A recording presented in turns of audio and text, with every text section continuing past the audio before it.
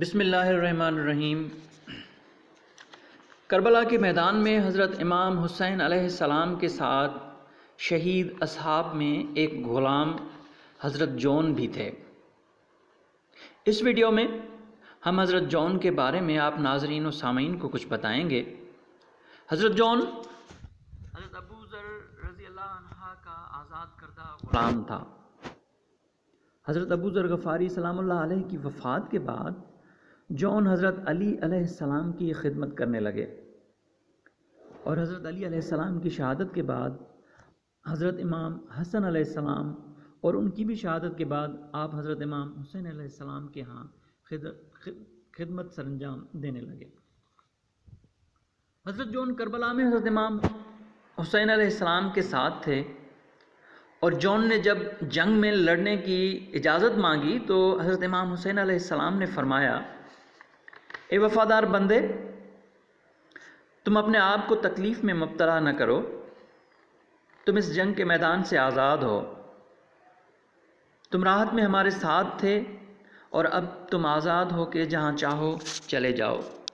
حضرت جون غمگین ہو گئے اور فرمانے لگے کہ میں نے آپ کا نمک کھایا ہے، کیا آپ مجھے اس کا حق ادا کرنے نہیں دیں گے؟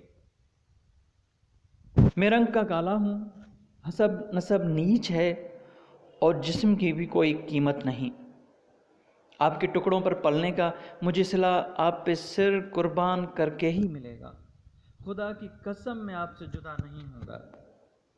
کیا آپ نہیں چاہتے کہ بروز حشر میرا چہرہ نورانی ہو اور خون سے خوشبو آئے؟ مجھے اجازت دے دیں آقا۔ جب آپ صلی اللہ علیہ السلام نے ان کی یہ روداد سنی تو آپ راضی ہو گئے، اور حضرت امام حسین علیہ السلام نے ان کو اجازت دے دی۔ حضرت جون ہتھیار بنانے اور تراشنے میں ماہر تھے۔